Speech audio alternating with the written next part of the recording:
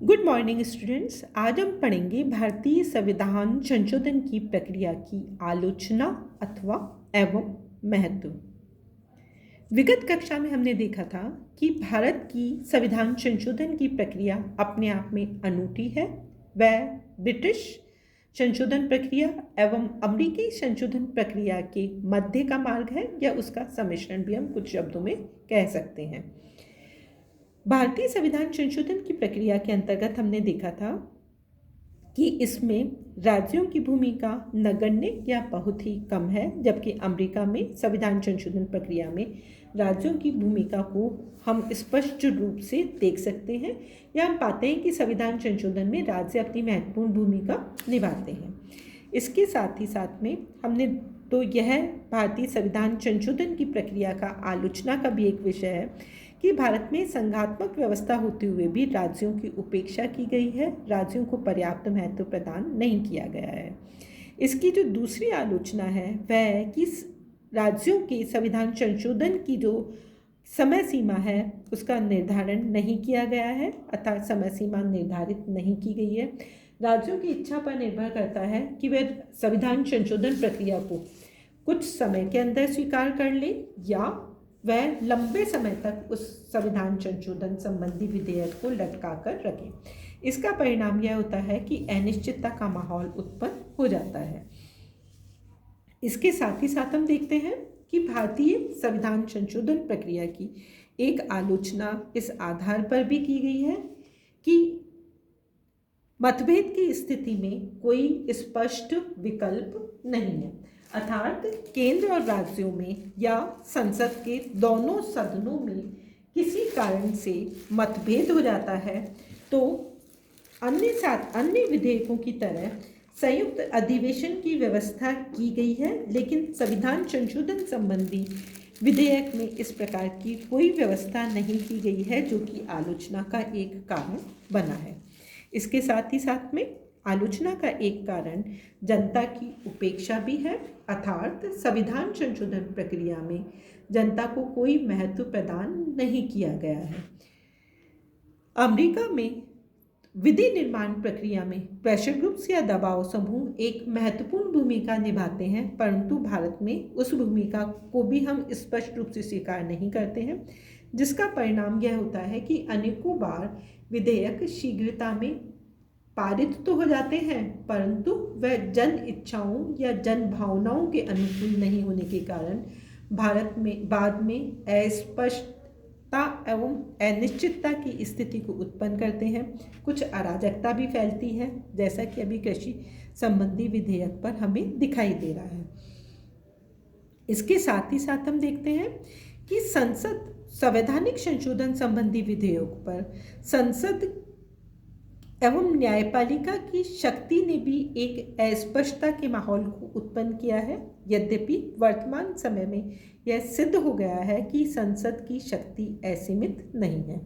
इसके साथ ही साथ में आलोचना का एक कारण यह भी बना है कि संविधान संशोधन के बारे में कहीं कहीं पर संविधान में स्पष्ट रूप से उल्लेख नहीं किया है।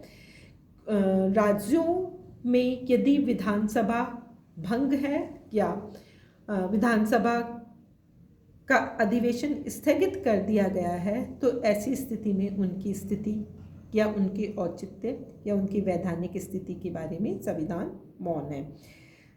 संशोधन प्रक्रिया का जटिल होना भी आलोचना का एक कारण माना गया है, और ये माना गया है कि संविधान संशोधन की प्रक्रिया जटिल है, ब्रिटेन की तरह आसान नहीं है या अमेरिका की तरह पूर्ण रूप से स्पष्ट नहीं है।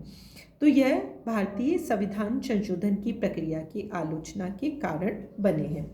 इसके साथ ही साथ हम देखते हैं कि इन तमाम आलोचनाओं के पश्चात भी भारतीय संविधान संशोधन की प्रक्रिया का अपना महत्व है, और यह भी माना गया है कि यह भारतीय परिस्थितियों, भारतीय राजनीतिक, सामाजिक, आर्थिक स्थिति के अनुकूल है। चूँकि भारत में अभी नया लोकतंत्र स्थापित हुआ है, भारतीय जनता अभी इतनी शिक्षित या जागरूक नहीं है, अतः हम किसी एक प्रक्रिया को नहीं अपना सकते थे, अन्यथा संविधान, जनता के अधिकार या लोकतंत्र संकट में आ सकते थे। तो भारतीय संविधान संशोधन प्रक्रिया का एक महत्व यह है कि यह भारतीय परिस्थितियों के अनुकूल है। इसका दूसरा महत्व है कि यह एक अच्छा संतुलन है कार्यपालिका, व्यवस्थापिका एवं न्यायपालिका के बीच में, या कम से कम संसद एवं न्यायपालिका के बीच में एक अच्छा संतुलन स्थापित करने का प्रयास किया गया है। कठोर एवं लचीलेपन के मध्य भी एक अच्छा संतुलन स्थापित करने का प्रयास किया गया है। इसका तीसरा महत्व यह है कि यह गतिशीलता एवं प्रगति का प्रतीक है। हमारा संविधान कठोर होने के साथ ही साथ में निरंतर लचीला है, गतिशील है, जो कि जीवन का प्रतीक है। तो इस प्रकार से हम देखते हैं कि जैसा कि अलेक्जेंड्रोविच ने कहा कि भारतीय संविधान पर कठोरता का आरोप नहीं लगाया जा सकता। यह कठोर होने के साथ ही साथ में गतिशील एवं लचीला संविधान भी है। और केसी वेयर का ये मानना है कि भारतीय संविधान अधिक कठोर तथा अधिक लचीले के मध्य एक अच्छा संतुलन स्थापित करता है। और केसी वेयर का ये विचार उपयुक्त भी दिखाई देता है, क्योंकि भारतीय संविधान संशोधन सतत जीवंतता का प्रतीक है। वह हमारी संस्थाओं को, हमारे लोकतंत्र को, हमारे संविधान सभा के मूल्यों को बचाकर रखने के साथ में एक नया दृष्टिकोण स्थापित करता है, एक नया संतुलन स्थापित करता है। तो इस प्रकार से हम देखते हैं कि यद्यपि संविधान संशोधन की प्रक्रिया में कुछ कमियां हैं, परंतु फिर भी यह एक संतुलित दृष्टिकोण है। और किसी भी देश में लोकतंत्र या किसी भी लोकतांत्रिक देश में संवैधानिक संस्थाएं तभी तक कार्य करती हैं, तभी तक बेहतर कार्य कर पाती हैं, जब तक कि जनता जागरूक रहती है। तो इस प्रकार से हम देखते हैं कि भारत का संविधान सामाजिक, आर्थिक और राजनीतिक समता के लक्ष्य को लेकर निर्मित हुआ था।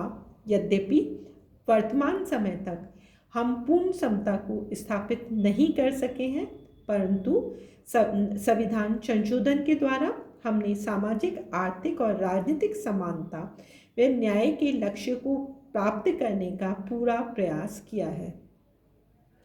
यह सही है कि भारतीय संविधान के कुछ अपवाद संशोधन भी हुए हैं, परंतु उनकी संख्या काफ़ी कम है। और संविधान संशोधन के द्वारा कुछ समय शक्ति के केंद्रीकरण का भी प्रयास किया गया, परंतु अंततः विरोध के द्वारा हमने एक आदर्श या अच्छी व्यवस्था को स्थापित करने का प्रयास किया। संविधान संशोधन के द्वारा राजनीतिक समता को स्थापित करने का प्रयास किया, जिसके अंतर्गत हम देखते हैं कि जमींदारों, राजाओं के विशिष्ट अधिकारों को समाप्त करके एक सामान्य नागरिकों की श्रेणी में उन्हें लाने का प्रयास किया।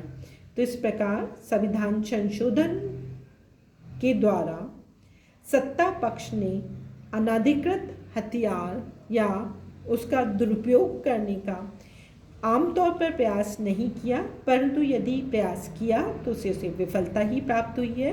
और हमारी संविधान संशोधन प्रक्रिया संघात्मक व्यवस्था की भावना के अनुकूल राज्यों की अधिक भागीदारी की अपेक्षा तो रखती है, परंतु फिर भी केंद्र एवं राज्यों के बीच में औचित्य या संतुलन या समन्वय स्थापित करने का एक अच्छा प्रयास के रूप में हमें दिखाई देती है। धन्यवाद। जय हिंद, जय भारत।